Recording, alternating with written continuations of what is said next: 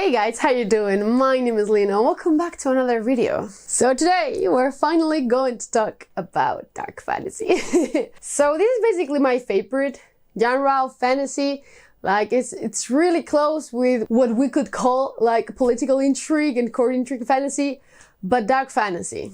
Every time that I see like a book on Goodreads and it's tagged like a dark fantasy, I'm pretty sure that I'm going to like it. So yeah, I was going to do like a pretty long list, but I've decided to contain myself and only talk about 10 books here, and I will do a part 2 in the future because it went a little bit out of hand.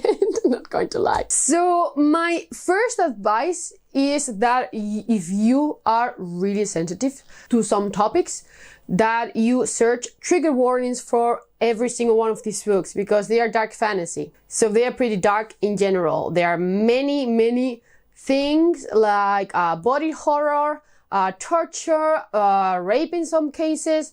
So careful. I will highly recommend that you check out trigger warnings first. And the second one, if you have been struggling with finding dark fantasy, just check self-published books in general. Is a great niche for dark fantasy. So without further ado, let's just get started. So the first one that I have here is Aching God by Mike Shell. I read this one the end of last year, I believe, but I really enjoyed this one. In this one, we're basically going to follow Yurik.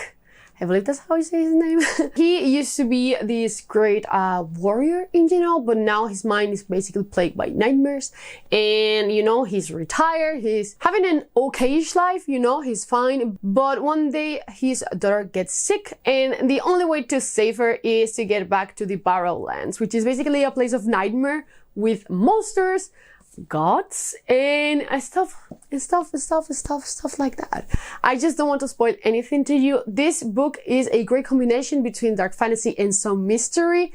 The last part of this book takes place on a temple. That part I loved. It was one of my favorite parts of the book. I thought for some reason that the second book didn't follow the same characters, but it does.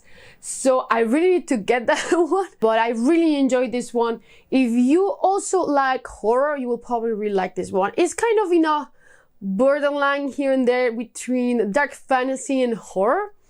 So I'm pretty sure you will like it if you just like the genre in general. Aching God is great and I will highly recommend you check it out. So still quite dark, but in a complete different vein of Aching God, we have They Mostly Come Out at Night by Benedict Patrick. I almost said it backwards for some reason. But this is mostly like a dark fairy tale.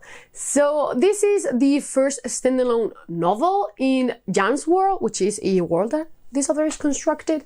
And in this one, we're going to follow 2 POVs. The first one is Lena. He's an outcast in his own village because he apparently caused the death of one of the members of this village. So everyone treats him like shit, basically. But every time Lena goes to sleep, he basically kind of teleports his consciousness into the mind of this prince called Adahi, who is actually fighting monsters in this forest. And it's just so cool. Again, the dark fairy tale vibe of this book is great. It's quite a rush because it's a little bit on the shorter side. But again, if you just want like this kind of whimsical but dark type of take, highly recommend this one. I really need to continue with the Jan's World novels. I really want to read the third one, which is In a City with Duels. I just really want to read that one. Then in the kind of less darker side of the spectrum, we have Priest of Bones by Peter McLean. I've recommended this book several times to you already because I quite like it. This is the Peaky Blinders book that I have always talked about.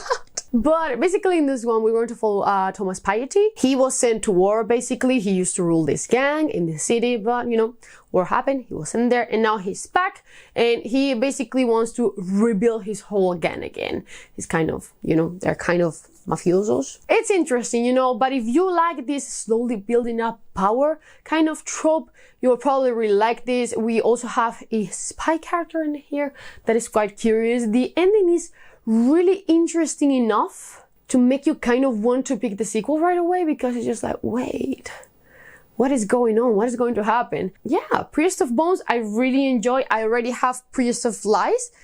Is it Priest of Lies, right? Yeah. I really need to check that one out, but they are quite short for being a fantasy. And you know what? The world building is straight to the point enough. And I think this is a great step into more of a darker fantasy than your typical, you know, fantasy in general. So this could be great to start if you have never just gotten like full in on the grim dark part of things. Then I have here one of my favorites.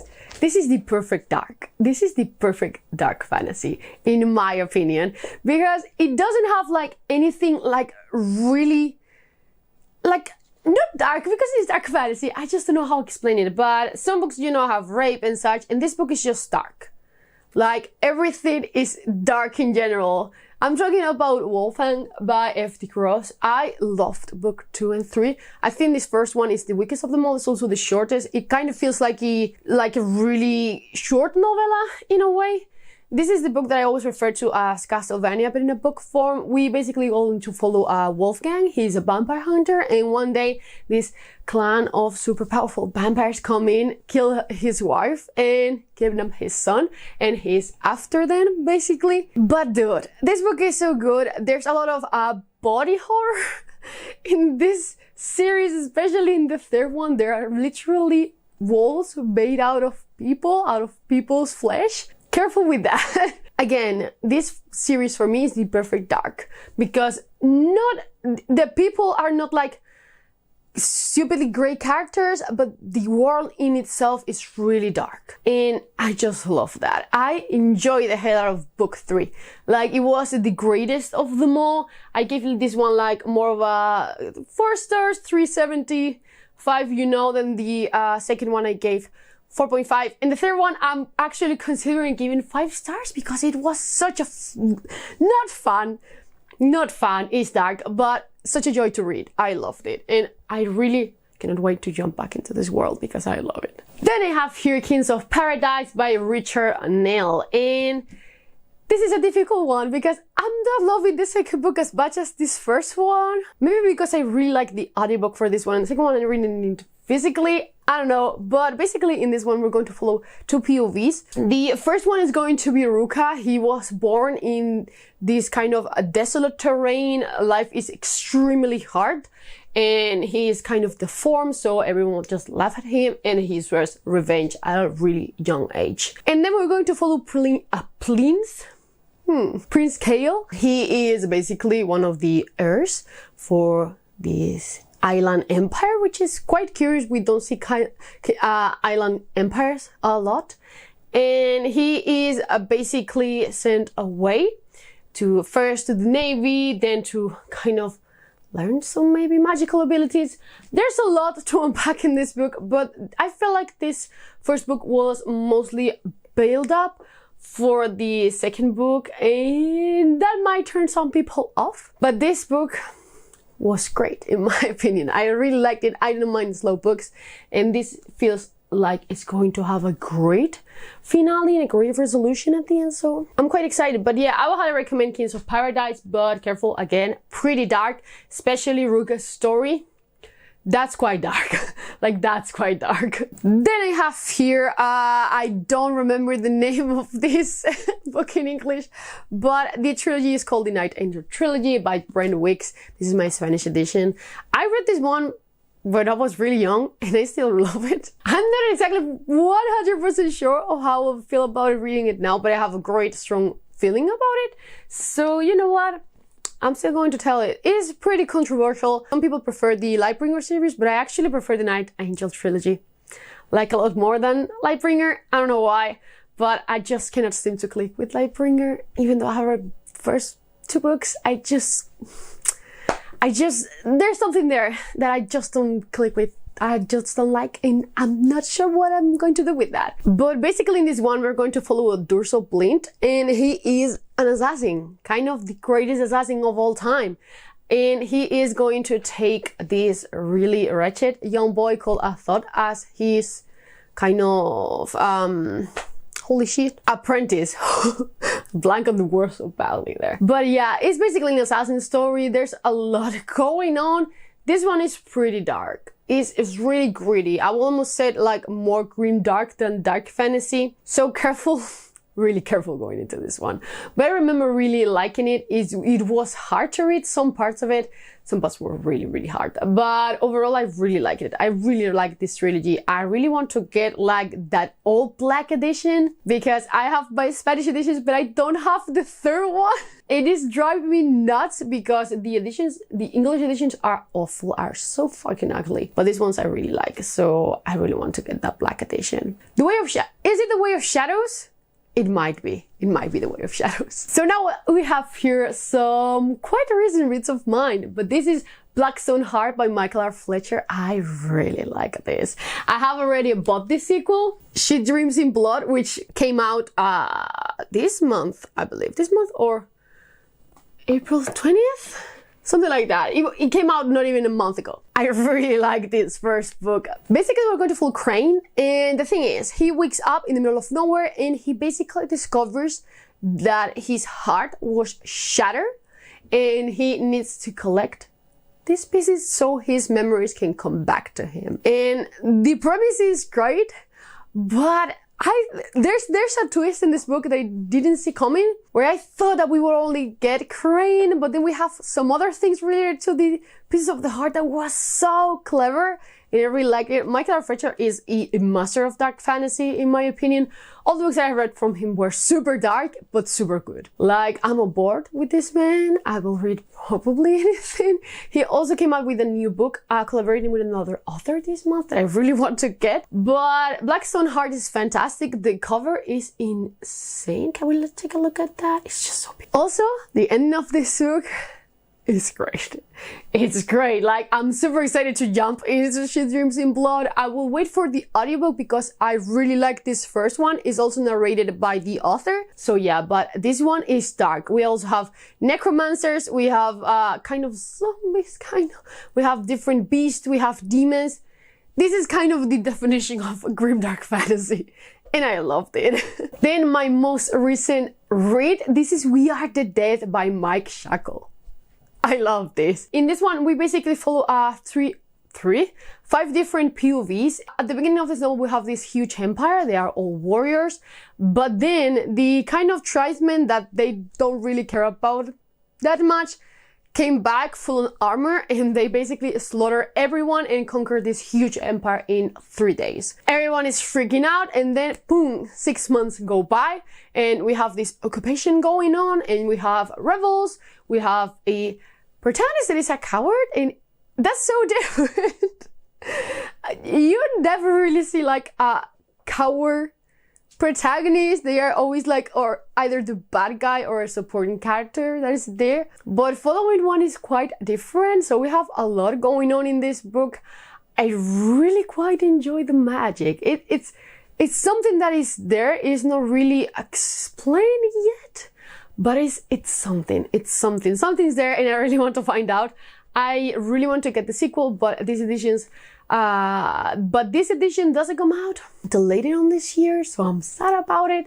But We Are the Dead was fantastic. I really, really liked it. I'm so glad I picked this one up in a whim. It was great. Highly, highly, highly recommend this one. It's really heavy on the torture side of things. Like, there's not that many dark things happening, but the torture part, a lot, because we have the POV of one of the villains. Careful, because that, holy shit, and it's quite graphic. So keep that in mind. And for last, we have two of my favorite books. The first one is Dreams of the Dying by Nicholas Litzau. And holy shit, this book is fantastic. You should check out my full review on it if you want to know more. But basically in this one, we're going to follow Jesper Delbrecht. He is asked to come to this, again, island empire. And that's still so cool. And basically he needs to go there to help this great merchant, because one day he never waked up and he's basically kind of the only one who can help him. The concept of dreams in this book, I adore. It's a trope that I like overall. We also have a revolution. We have a lot of reflection talk about, you know, economics also. It's a beautiful book, a fantastic book, and just take a moment to appreciate the cover. Like, my stepsister calls this the zombie Lord of the Rings, which, okay. But yeah, we have a lot of really, really dark themes. A lot of body horror. a lot. There's a rape scene, but I'm not going to say it's light because it's a rape scene, but it's not like 30 pages of rape scene. It's just something that happens and our main character reacts to it, basically. What else? We also have torture. We have a lot of things in this book, but yeah, I would highly recommend check out my review. I love this. I highly recommend this one. It's a chunker.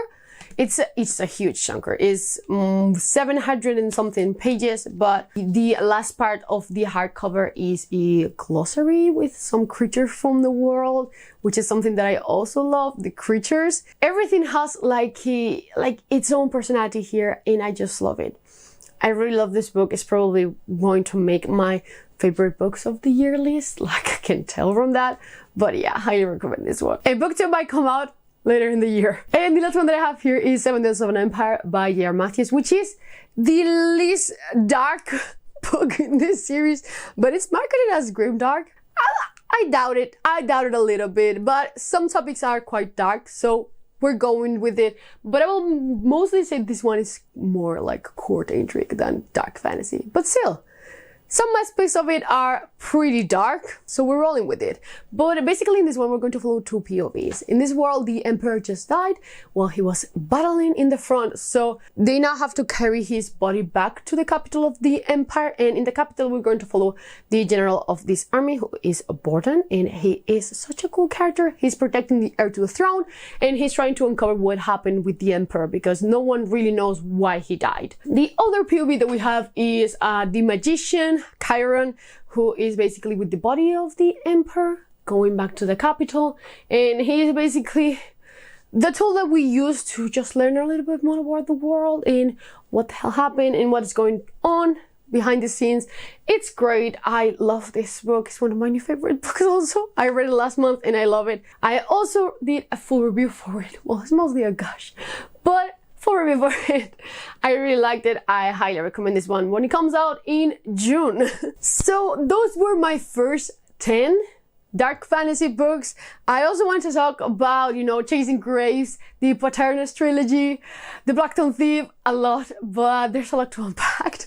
So for now, I'm settling with this 10, and by the end of the year, I will do another list because I know you also really like dark fantasy, just like me. But have you read any of these books? Are you planning on picking one of these books up? If you do, please just let me know how you feel about it, because I just love to talk about these books. Some of these books are my favorite books of all time. In case you do, just let me know. But as always, I will see you in the next one. Bye. Also, if you have dark fantasy recommendations, please leave them down below. Please. I will love that. I always need more dark fantasy.